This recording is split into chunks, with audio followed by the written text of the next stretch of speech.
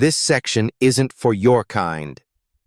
Sharon Mitchell snatched the boarding pass from Victoria Williams's hand. She ripped it in half. Pieces fluttered to the floor. Victoria had been standing quietly in the boarding line. Professional blazer, modest jewelry, laptop bag over her shoulder. "This is economy," Sharon waved the torn pass. "Know your place." She grabbed Victoria's carry-on, yanked it hard. The bag flew open, papers scattered everywhere. A tablet crashed to the ground, screen spiderwebbing across concrete. Other passengers stepped back. Phones appeared. Recording started. Sharon's hand shot out. The slap snapped Victoria's head sideways. A red handprint bloomed across her dark skin. "Security!" Sharon shouted. "This woman is causing problems!" Victoria touched her cheek. She didn't flinch, didn't shout back. Something flickered behind her eyes. Cold calculation. The crowd pressed closer with their cameras. "Have you ever been humiliated while everyone just watched and filmed?" The gate area erupted in whispers. 20 phones aimed at Victoria like weapons. She remained perfectly still, studying the torn boarding pass pieces at her feet. Sharon crossed her arms, blocking Victoria's path to the jet bridge. "Maybe you should stick to buses." "More your speed." A teenager live streaming to Instagram gasped audibly. "Oh my God, did she really just say that?" Her follower count climbed past 12,000. Comments flooded in faster than she could read.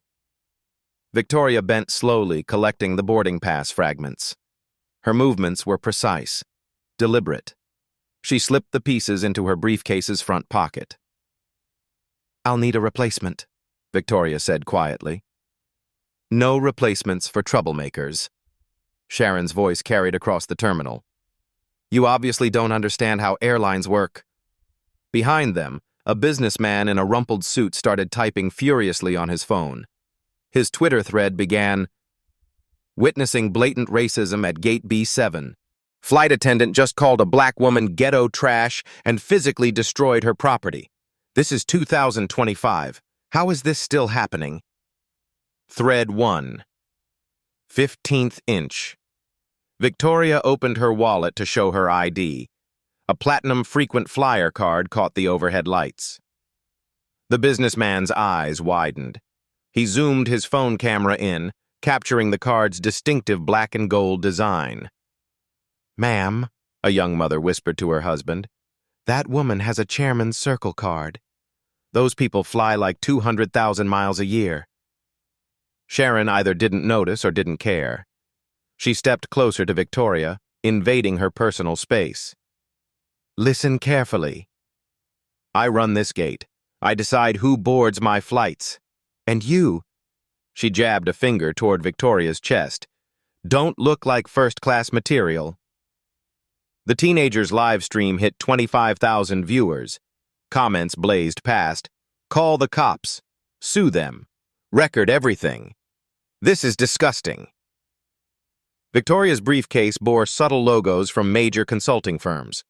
Her laptop bag, undamaged in the back compartment, displayed a distinctive corporate tag. The businessman caught these details, adding them to his growing thread. "I've flown SkyLine for 15 years, Victoria said.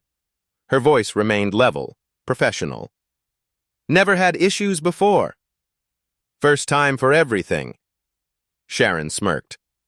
"Maybe try Southwest. They're less selective." A family nearby exchanged uncomfortable glances. The father started his own recording, angling to capture Sharon's face clearly. His wife shook her head in disgust, muttering to their teenage daughter about ignorant people. Victoria pulled out her phone. Not to record, to make a call.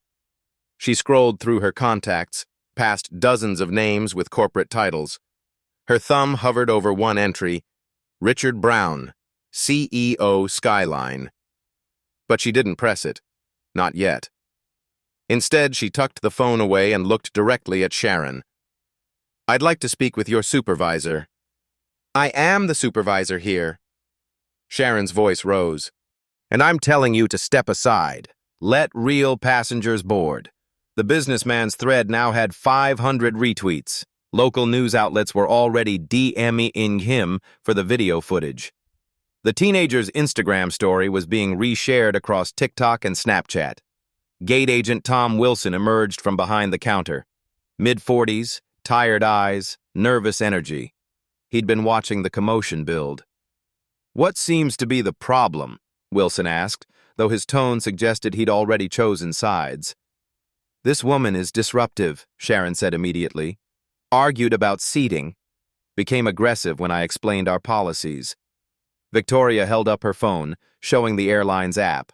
Her boarding pass was clearly visible on screen. First class, seat 2A. The QR code was intact, scannable. Wilson barely glanced at it. "Ma'am, if there's been a misunderstanding about your seat assignment, we can discuss alternatives." "No misunderstanding," Victoria replied. "I have a confirmed first-class seat. Your employee destroyed my physical boarding pass and refused to honor my ticket." The crowd was growing. More phones appeared. A gate agent from the adjacent terminal craned her neck to watch. Airport security was visible in the distance, though they hadn't approached yet. Sharon leaned toward Wilson. "She's lying. Probably using someone else's app. You know how they are." The teenager's live stream exploded with angry comments. Someone had already identified Sharon from the airline's public employee directory.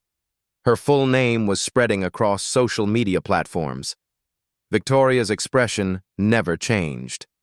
She reached into her briefcase and withdrew a leather portfolio. Inside, multiple first-class boarding passes from recent flights, all SkyLine Airlines, all seat 2A or 1A. "I fly this route monthly," she said, fanning out the passes. "Same seat preference, same frequent flyer number." Wilson's confidence wavered slightly. The passes looked authentic. The dates showed consistent travel patterns over months. But Sharon doubled down. "Anyone can fake those. I've seen it before. These people always try to scam their way into better seats." The businessman stopped typing. He recognized something in Victoria's calm demeanor. The way she organized documents, her measured responses. This wasn't someone panicking or making excuses. Victoria's phone buzzed. Text messages from unknown numbers were flooding in.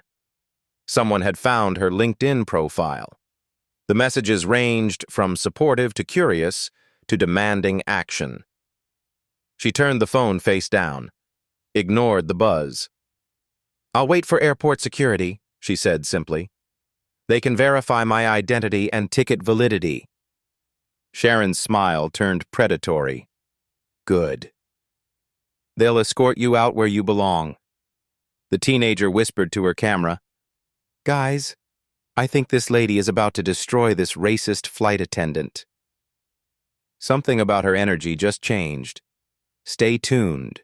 Airport security arrived in force. 3 officers in Navy uniforms approached the gate. Their radios crackled with dispatch codes. The crowd instinctively stepped back, creating a circle around Victoria. Officer Martinez led the group. 20-year veteran, seen it all. His partner, Officer Chen, was younger, eager. The third officer hung back, observing. "Ma'am, we received reports of a disturbance," Martinez said to Victoria. His tone was neutral, but his positioning suggested assumptions. Sharon immediately jumped in. "Officers, this woman has been aggressive and disruptive. She's trying to board with fraudulent documents. I've asked her multiple times to leave." Wilson nodded vigorously. "She's refusing to comply with airline policies. We have the right to deny boarding for safety reasons." The live stream audience had exploded to 85,000 viewers. Flightgate racism was trending on Twitter. News organizations were already reaching out to the teenager for footage rights. Victoria remained perfectly calm. She addressed Martinez directly. "Officer, I have a valid first-class ticket that was physically destroyed by this employee. I'm happy to provide identification and additional documentation." "She's lying," Sharon interrupted. "Look at her. Does she look like she belongs in first class?" Officer Chen's eyebrows shot up. That comment was clearly over the line. He glanced at his partner, who gave a subtle nod. They'd heard enough to know something wasn't right here, but Martinez had procedures to follow. "Ma'am, I'll need to see some identification." Victoria opened her wallet again. Driver's license, corporate ID badge, chairman's circle card, and 3 different credit cards, all black or platinum tier. Martinez examined each document carefully. "These appear legitimate," he said slowly. "Of course they're fake," Sharon insisted. "These people are experts at forgery." The businessman's Twitter thread had reached 5,000 retweets. Someone had tagged major civil rights organizations. A CNN producer was already on the phone with her assignment desk. Officer Chen stepped closer to Sharon. "Ma'am, you need to watch your language. Your comments are being recorded by multiple people." Sharon's confidence flickered for the first time. She looked around at the sea of phones, reality beginning to penetrate her bubble of authority. "I'm just doing my job," she said defensively. Victoria's phone rang. The caller ID showed a number she recognized but didn't expect. She glanced at the screen, then declined the call. "Not yet." "Officers," Victoria said quietly. "I'm a frequent business traveler. I fly this route monthly for work. I've never had an incident like this before." Martinez was starting to see the bigger picture. The documentation was too good to be fake. The woman's demeanor was too calm, too professional. Something else was happening here. "What exactly is the dispute about?" he asked Wilson. Wilson's explanations sounded increasingly weak. A destroyed boarding pass that could be easily reprinted. Accusations of fraud based on what? Appearance? The crowd was getting restless. Someone shouted from the back, "Let her board!" Others murmured agreement. The mood was shifting against airline personnel. Captain James Anderson emerged from the jet bridge. Tall, silver-haired, 30 years of flying experience. He'd been monitoring the situation from the cockpit. "What's the delay?" Anderson asked. His captain's stripes commanded immediate attention. Sharon saw her chance to elevate the complaint. "Captain, we have a passenger refusing to comply with boarding procedures. Security is handling it." Anderson looked at the scene. One well-dressed black woman surrounded by security officers and angry airline staff, while dozens of passengers recorded everything with obvious sympathy for her. "What specific procedures?" Anderson asked. Wilson stumbled through an explanation that made less sense each time he repeated it. Anderson's expression grew skeptical. Victoria's phone rang again, same number. This time she answered. "Hello, Richard," she said quietly. "Yes, I'm aware of the situation." "No, don't intervene yet. I want to see how this plays out." She hung up before anyone could process what they'd heard. Anderson caught the name. Richard. Only one Richard would be calling about an airline incident. His face went pale. Officer Martinez was running Victoria's ID through the system. The results made him do a double take. He stepped away, speaking quietly into his radio. Sharon, oblivious to the shifting dynamics, pressed her advantage. "You see? She's probably calling accomplices. This is exactly why we can't let people like her—" "Stop talking." Anderson's command cut through her sentence like a blade. "Don't say another word." The crowd sensed something changing. The teenager adjusted her camera angle, whispering urgently to her viewers, "Something big is about to happen." The captain just went white as a sheet. Victoria stood in the center of the chaos, watching it all unfold with the patience of someone who knew exactly how this would end. Victoria's phone rang a third time. She looked at the screen, then at Captain Anderson. Their eyes met across the crowd. He gave an almost imperceptible nod. She answered on speaker. "Victoria, this is Richard Brown. I'm in my car, 5 minutes out. Don't let them remove you." The voice carried across the gate area. Clear, authoritative, unmistakably the voice of someone accustomed to being obeyed. Wilson's face drained of color. Sharon looked confused, but Anderson was already moving toward Victoria. "Richard Brown," the businessman whispered to his phone camera. That's the CEO of SkyLine Airlines. Victoria ended the call. She looked directly at Sharon for the first time since this began. I should probably introduce myself properly, Victoria said. Her voice carried a new edge. Victoria Williams, Board Chair, SkyLine Airlines. The words hit the crowd like a physical force. Phones jerked upward to capture reactions. The teenagers' live stream exploded with comments so fast they became a blur. Sharon's mouth opened. No sound came out. Victoria reached into her briefcase and withdrew a leather folder. She opened it slowly, deliberately. Inside, corporate identification with her photo and title. Board resolutions bearing her signature. Stock certificates showing her ownership stake. 23% shareholding, she said quietly. Largest individual stakeholder in the company. Anderson stepped forward. Ma'am, I had no idea. I apologize for... Victoria raised a hand. Captain, you responded appropriately to the information you had. You're not the problem here. She turned to Wilson, who looked like he wanted to disappear into the floor. Mr. Wilson, I've been conducting undercover assessments of our customer service standards. This is my third flight this month. The previous two experiences were concerning. But this, she gestured to the chaos around them. This exceeds my worst expectations. Officer Martinez stepped closer. He'd received the call back from his database search. Victoria Williams was exactly who she claimed to be. High-level corporate executive, no criminal record, frequent flyer with impeccable travel history. Ma'am, Martinez said quietly, we weren't aware of your position. That was intentional, officer. I wanted to experience what our regular passengers face, what our black passengers face, specifically. The live stream audience had exploded past 150,000 viewers. Number board chair boss was trending alongside number flight gate racism. Major news outlets were going live with breaking news alerts.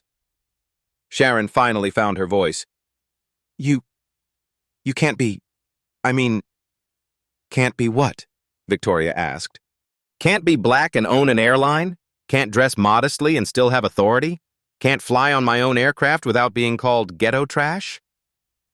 Each question landed like a physical blow. Sharon stepped backward, bumping into the gate counter.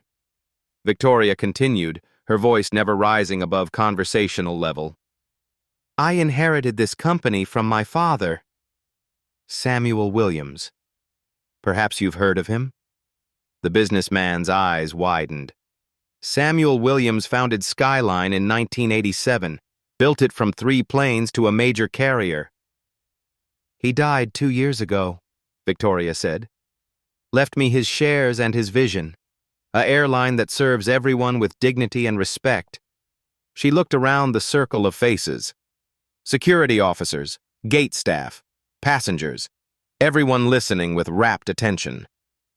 I've been traveling incognito to understand why our customer satisfaction scores are declining, why our diversity initiatives aren't working, why complaints about discrimination keep reaching the board. Captain Anderson was thinking fast. He'd heard rumors about ownership changes after Samuel Williams' death, but no one had mentioned the daughter was actively involved in operations. Today answered those questions, Victoria continued. Our frontline employees feel empowered to physically assault passengers, to destroy property, to use racial slurs, to lie to security officers. Sharon was backing away looking for an escape route, but passengers had filled in behind her. She was trapped in the center of the circle. Victoria's phone buzzed with a text. She glanced at it. Richard is here. The crowd parted as a man in an expensive suit hurried toward them. Richard Brown, CEO of SkyLine Airlines. 55 years old, silver hair, the bearing of someone who ran an $8.2 billion company. He was followed by 2 other executives and what appeared to be legal counsel. Victoria, Brown said, slightly out of breath. I got your message. Are you all right? I'm fine, Richard. Though I think we need to discuss some policy changes. Brown looked around the scene. Dozens of phones recording, social media trending, his company's reputation hanging by a thread. Of course. Whatever you need. Victoria turned back to Sharon, who was now visibly shaking. Ms. Mitchell, you asked if I belong in first class. Let me clarify something for you. She paused, letting the tension build. I own first class. I own this entire aircraft. I own the gate you're standing at and the uniform you're wearing. The crowd was dead silent except for the soft buzz of phone cameras. But more importantly, Victoria continued, I own the responsibility to ensure this never happens to anyone else. She looked at Officer Martinez. I won't be pressing charges for assault. But I will be requesting a formal incident report for our legal department. Then to Captain Anderson. Captain, your professionalism has been noted. This situation wasn't your fault. Finally to the crowd, Ladies and gentlemen, thank you for documenting this incident. Your recordings will help us ensure accountability. But she still hadn't revealed her final secret, the one thing that would complete her transformation from victim to victor. Victoria looked directly into the teenager's live stream camera. By the way, this wasn't my first time flying incognito. It was my third this month. We've been documenting systemic issues across our network. She paused for effect. Effective immediately, Sharon Mitchell's employment is terminated. Tom Wilson will be suspended pending investigation, and SkyLine Airlines will implement the most comprehensive anti-discrimination program in aviation history. The teenager whispered to her camera, Holy shit. She just fired them. Live. On camera. This is insane. Victoria Williams had just demonstrated the quiet power of preparation, patience, and position. The ultimate reversal was complete. Brown pulled Victoria aside, his legal team forming a protective barrier around them.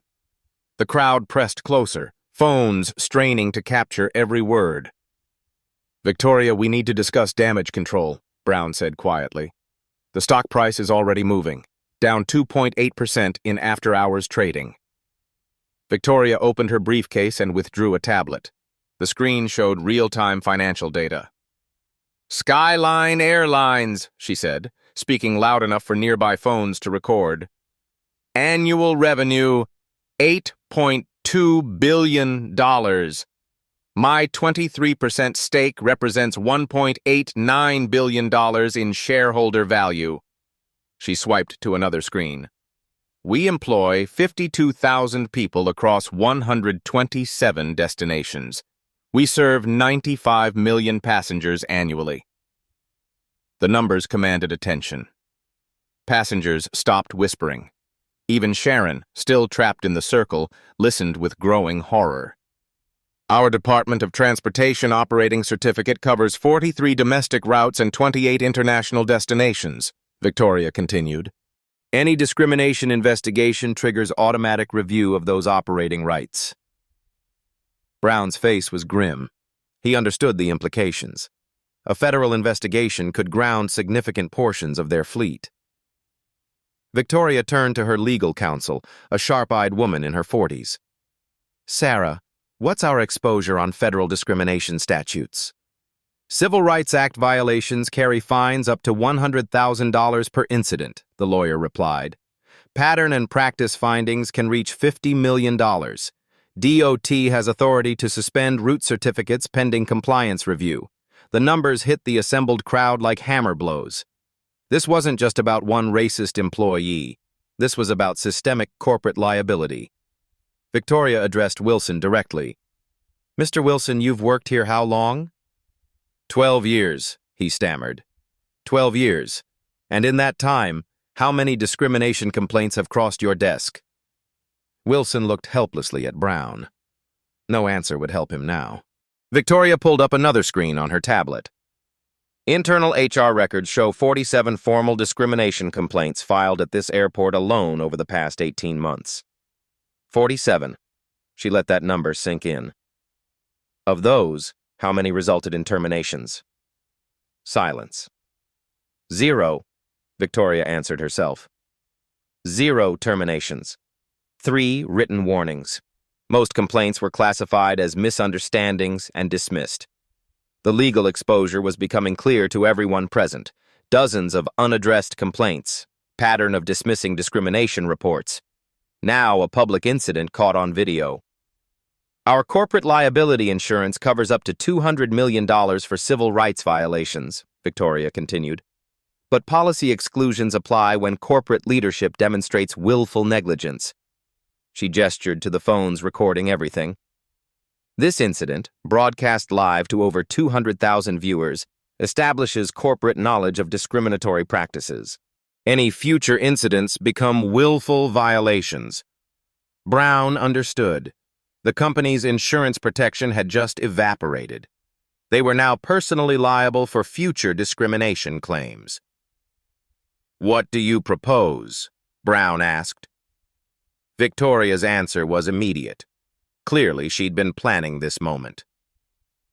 Immediate implementation of zero-tolerance discrimination policy. Any verified incident results in termination within 24 hours. She swiped to a prepared document on her tablet. Mandatory monthly bias training for all customer-facing employees, independently monitored by external civil rights organizations. Another swipe. Body cameras for all gate agents and flight attendants. Recordings reviewed quarterly by independent auditors. The businessman's Twitter thread was updating in real time with Victoria's demands. Number sign SkyLine reform was trending alongside the original hashtags. Customer Compensation Fund, Victoria continued. $10 million for passengers who experience verified discrimination. Average settlement, $50,000 per incident. Sharon had gone pale. The reality of her situation was finally penetrating. She'd just cost her former employer millions of dollars. Anonymous reporting app, Victoria said. Direct line to board-level oversight. No management filtering. She looked directly at Wilson. And Mr. Wilson, since you've demonstrated inability to recognize discrimination despite 12 years of experience, you're terminated. Effective immediately. Wilson's mouth opened in protest, but no words came. Your severance package is voided under the gross misconduct clause, Victoria added. All benefits cease at midnight tonight. The legal counsel was taking notes rapidly. These weren't idle threats. Victoria had the authority to implement every change immediately. Richard, Victoria said, turning to the CEO, I'm calling an emergency board meeting for tomorrow morning. These policies will be voted into effect within 48 hours. The board will support whatever you recommend, Brown replied. He had no choice. Victoria's shareholding, combined with proxy votes she controlled, gave her majority power. The financial impact? Brown asked. Victoria's tablet showed detailed projections. Implementation costs, $25 million first year. Training programs, technology upgrades, compensation fund, external auditing. She swiped to another screen. Estimated savings from avoided lawsuits, $150 million over 5 years.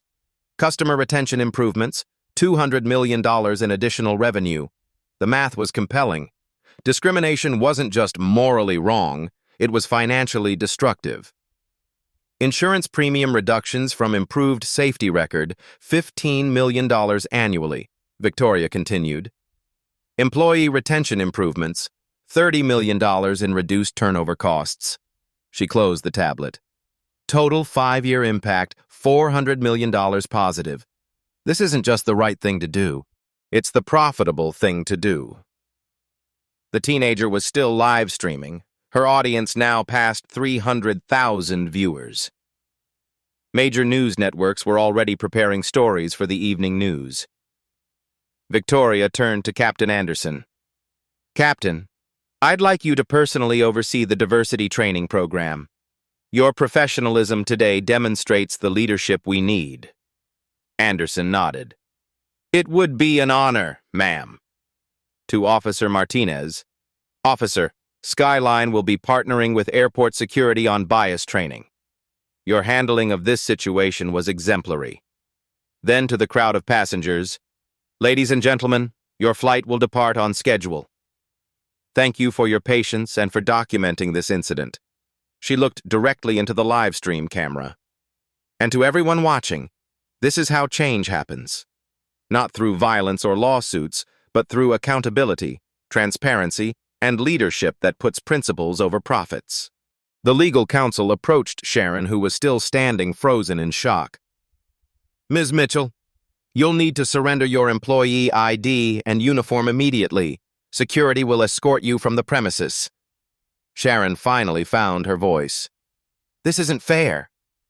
I was just being racist," Victoria interrupted quietly. "On camera. To your company's board chair, there's no universe where this ends differently for you." Two airport security officers appeared to escort Sharon away. As she walked through the crowd, passengers recorded her departure. The walk of shame would be replayed millions of times across social media. Victoria gathered her belongings, the torn boarding pass pieces, the damaged tablet, evidence for the formal report that would reshape airline industry practices. "One more thing," she announced to the assembled crowd. "Every passenger on today's flight will receive a full refund plus a $500 travel credit. That's company policy when our service fails to meet standards." The crowd erupted in spontaneous applause. Victoria had turned a humiliating discrimination incident into a masterclass in corporate responsibility. She looked at Brown. "The aircraft is ready for departure. Let's go home." As Victoria finally boarded her own airplane, the teenager whispered to her camera, "This woman just changed an entire industry." Live on social media, this is the most powerful thing I've ever witnessed. 6 weeks later, Victoria stood in the SkyLine Airlines corporate headquarters, watching CNN's breaking news coverage on the conference room monitor. SkyLine Airlines today announced record-high customer satisfaction scores, the anchor reported. Following what's being called the Gate incident that went viral in September, the airline has implemented sweeping anti-discrimination reforms. The screen showed footage from that day. Sharon's termination, Victoria's calm announcements, the crowd's applause when passengers received compensation. Victoria's assistant knocked and entered. "Ma'am, the quarterly numbers are in." She handed Victoria a tablet displaying the company's latest performance metrics. Customer satisfaction, up 34% since implementation of new policies. Discrimination complaints, down 89% across all SkyLine locations. Employee morale scores, highest in the industry. Victoria scrolled through the data. The Respect in Transit mobile app had processed over 15,000 feedback submissions. 98% were positive comments about improved staff behavior. The remaining 2% flagged potential issues that were resolved within 24 hours. "Stock price?" Victoria asked. "Up 12% since the reforms launched. Analysts are calling SkyLine the industry leader in corporate responsibility." Victoria smiled. The financial markets had initially panicked, but quickly recognized that SkyLine's proactive approach protected them from the discrimination lawsuits plaguing other airlines. She walked to her office window, looking down at the terminal where it all began. Gate B7 now bore a small plaque. "Commitment to Dignity, September 2025. A reminder that change often comes from unexpected moments. Her phone buzzed. A text from Captain Anderson. "First quarterly training session complete. 100% attendance. 0 incidents reported fleet-wide this month." Anderson had embraced his role as Director of Diversity Training. His pilot's credibility gave weight to the program. When a respected captain said discrimination was unacceptable, crew members listened. Another text, this one from Officer Martinez. "Airport Security Partnership Program rolling out nationwide. FBI wants to study our bias training model." The partnership had exceeded expectations. Airport security and airline staff now train together, creating unified standards for passenger treatment. Victoria's computer chimed with an email from Harvard Business School.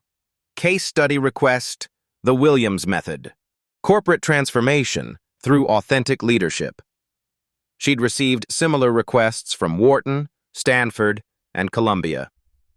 The incident was being studied in business schools as an example of crisis management done right.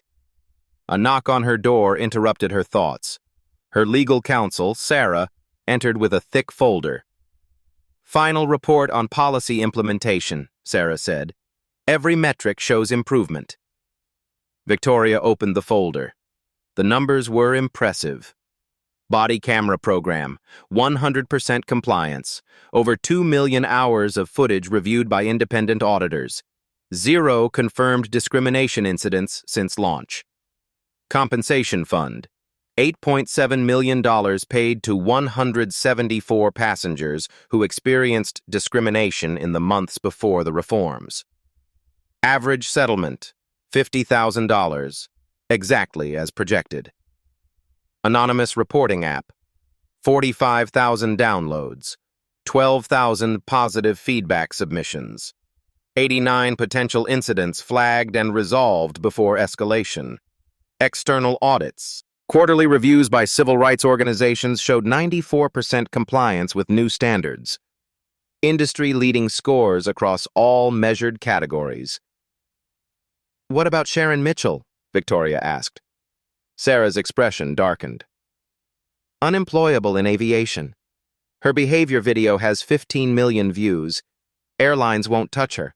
She's working retail now." Victoria felt no satisfaction from Sharon's downfall. The goal wasn't revenge, it was prevention, making sure no other passenger experienced what she had endured. Tom Wilson? Completed bias training and anger management, applied for reinstatement. His file shows genuine remorse and behavior change. Victoria considered this. Wilson had been weak, not malicious. People could change if given proper incentives and education. Schedule a meeting. If the psychological evaluation is positive, we'll discuss limited reinstatement. Probationary status. Sarah nodded. Victoria's approach consistently prioritized rehabilitation over punishment. It sent a powerful message. Change was possible, but accountability was non-negotiable. Her computer displayed another email, this one from the Department of Transportation. Commendation for industry leadership, SkyLine Airlines Discrimination Prevention Program. The federal recognition carried weight. DOT was recommending SkyLine's policies as a model for industry-wide adoption. Victoria's phone rang. The caller ID showed Richard Brown, CEO. "Victoria, have you seen the Wall Street Journal?" She pulled up the article on her screen. The headline read, "SkyLine Soars, How Corporate Courage Became Competitive Advantage." The piece detailed how SkyLine's reforms had attracted customers from competitors. Passengers were choosing SkyLine specifically because of their anti-discrimination stance. Corporate clients were directing employee travel to airlines with proven commitment to equality. "Revenue impact?" Victoria asked. $200 million in new bookings this quarter. Our Dignity Guarantee marketing campaign is testing off the charts. The marketing team had been brilliant. Instead of hiding from the incident, they'd embraced it. The campaign featured real employees discussing their bias training, passengers sharing positive experiences. Victoria herself appeared in ads, not as a victim, but as a leader who demanded excellence. "The employee retention numbers are even better," Brown continued. "Turnover down 40%. Best employees are staying. Problematic employees are leaving. Our culture transformation is ahead of schedule." Victoria had predicted this. When you set high standards and enforce them consistently, good people flourish. Those who can't meet basic decency requirements eliminate themselves. Her assistant appeared with another folder. "Ma'am, the education partnership proposals." Victoria opened it to find letters from historically black colleges and universities. They wanted to create pipeline programs, recruiting diverse talent for aviation careers. SkyLine would sponsor scholarships and internships. "Approve all of them," Victoria said. "Double the proposed funding." Real change required long-term investment. Training current employees was crucial, but hiring diverse talent from the beginning was even better. A text from the teenager who'd live-streamed the original incident. "Ms. Williams, my college application essay about your story got me into journalism school. Thank you for showing what courage looks like." Victoria smiled. The ripple effects continued spreading. Young people were inspired to pursue careers in accountability journalism. Business students were studying ethical leadership. The incident had become a teaching moment for an entire generation. She looked at the framed photo on her desk. Her father, Samuel Williams, standing next to SkyLine's first aircraft in 1987. He'd built the company on principles of hard work and fairness. Victoria was ensuring those principles survived and thrived. Her computer chimed with a final email of the day. Subject line, 9 airports suspend competitor service, demand SkyLine standards. She opened the article. Airports in major cities were requiring all airlines to adopt SkyLine-level anti-discrimination policies or lose gate access. The industry was being forced to evolve by customer demand and regulatory pressure. Victoria had achieved something unprecedented. One incident of personal discrimination had transformed an entire industry, not through lawsuits or protests, but through strategic leadership and unwavering commitment to principles. She gathered her belongings and headed for the elevator. Tonight she was flying commercially again, not for surveillance, but because she enjoyed traveling on an airline where every passenger was treated with dignity. As the elevator descended toward the terminal, Victoria reflected on the journey. From victim to victor to visionary leader, she'd turned her worst moment into aviation's best practices. The doors opened at the gate level. Gate B7 was busy with evening departures.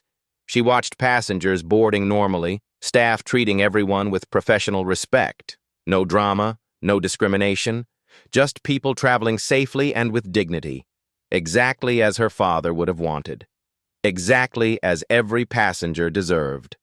1 year later, Victoria Williams stood at the podium of the National Civil Rights Convention in Atlanta. Behind her, a massive screen displayed the now famous video from Gate B7, the footage that had sparked a revolution. "Quiet power," she began, her voice carrying across the packed auditorium, "isn't about staying silent. It's about choosing your moment to speak with maximum impact." The audience of 3,000 civil rights leaders, corporate executives, and activists listened intently. Victoria had become the unexpected voice of a new generation of changemakers. "1 year ago, I was slapped, humiliated, and called ghetto trash in front of dozens of cameras. Today, that incident has become the catalyst for the most comprehensive corporate reform in aviation history." She clicked to the next slide. Industry statistics filled the screen. 17 major airlines have adopted SkyLine-level anti-discrimination policies. Over 200,000 employees have completed bias training programs. Passenger complaints about discrimination have dropped 78% industry-wide. The numbers told the story of systemic transformation. What started as one woman's humiliation had become a blueprint for corporate accountability. But the real victory isn't in the policies or the profits. It's in the principle that dignity isn't negotiable. Victoria's presentation moved to personal stories. Passengers who now travel without fear. Employees who understand their responsibility to treat every customer with respect. Young people inspired to pursue careers in aviation. "Sharon Mitchell taught me something important that day," Victoria said. "She showed me what happens when prejudice meets preparation, when quiet strength confronts loud ignorance, when strategic patience defeats impulsive hate." The audience stirred. Many remembered Sharon's walk of shame, recorded by dozens of phones and viewed millions of times. Sharon lost her career in aviation. She works retail now, making minimum wage. Some see this as justice. I see it as a cautionary tale. Victoria paused, letting the weight of consequence settle. But this story isn't about punishment. It's about prevention. It's about creating systems where the next Sharon never gets hired, where the next Tom Wilson receives training before he fails, where the next passenger never experiences what I experienced. She clicked to a map showing SkyLine's expansion, new routes, record bookings, industry-leading customer satisfaction scores. We've proven that doing the right thing is also profitable. SkyLine's stock price has risen 34% since implementing our reforms. Revenue is up $500 million. We're hiring 8,000 new employees this year alone. The corporate executives in the audience took notes. The business case for diversity was undeniable. Our Respect in Transit app has been downloaded 2.3 million times. It's being adapted by hotels, restaurants, and retail chains. Technology companies are licensing our bias detection algorithms. Victoria smiled as she revealed the broader impact. 3 universities now offer the Williams method as a required course in their business programs. The Department of Transportation has mandated our training standards for all commercial airlines. The FBI is studying our reporting systems for federal implementation.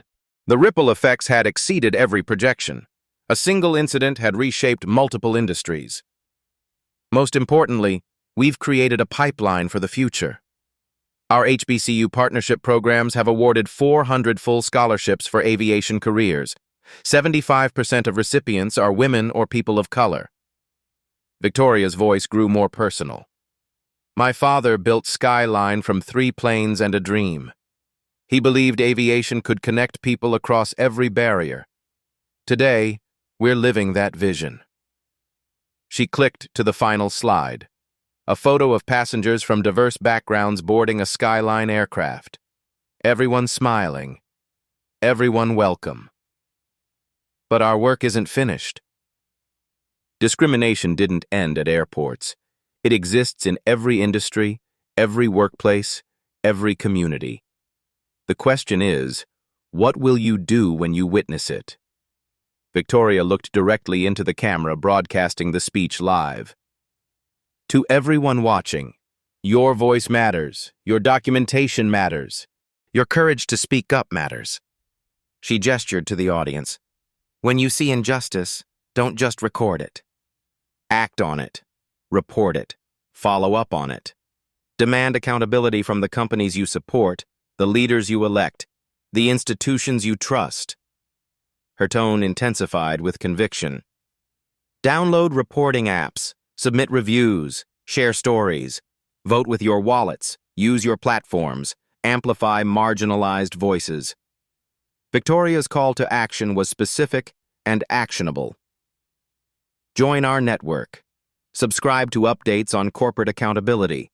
Follow progress on reform implementation. Share this video if it inspired you.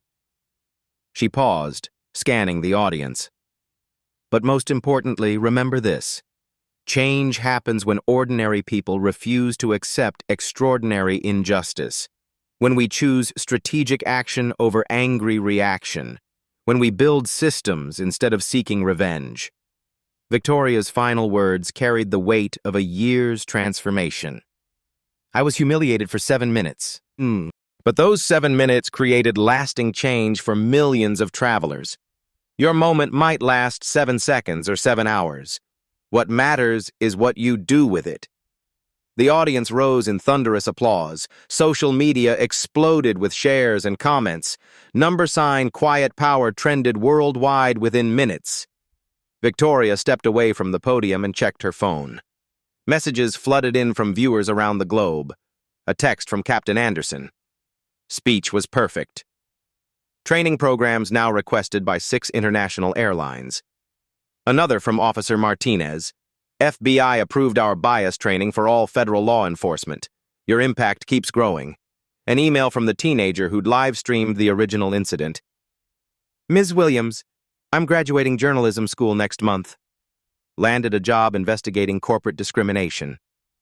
Thank you for showing me what courage looks like. Victoria smiled as she read message after message. Young activists inspired to action. Corporate leaders implementing reforms. Passengers feeling safer to travel. Her assistant approached with a tablet showing real-time social media analytics. "Ma'am, your speech has been viewed 2.8 million times in the past hour. The hashtag Quiet Power is trending in 47 countries. CNN, BBC, and Reuters are requesting interviews." Victoria looked at the numbers, but focused on the individual stories. Comments from people sharing their own experiences. Passengers thanking SkyLine for treating them with dignity. Employees proud to work for a company that valued respect. As she left the convention center, Victoria reflected on the journey. From a humiliating slap to industry transformation. From viral victim to visionary leader. From one moment of injustice to a movement for accountability. Her phone buzzed with one final message. It was from an unknown number.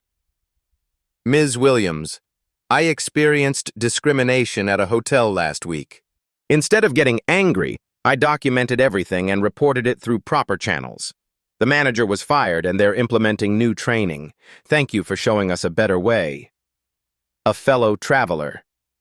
Victoria smiled as she read it. This was the real victory. Not just changing SkyLine or aviation, but empowering people to create change wherever they encountered injustice.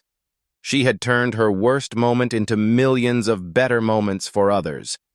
And the movement was just beginning. Share this story if you believe in quiet power over loud prejudice. Comment with your own experiences of standing up to discrimination. Subscribe for more stories of strategic change and corporate accountability. Remember, your voice matters. Your actions create ripples. Your courage changes the world.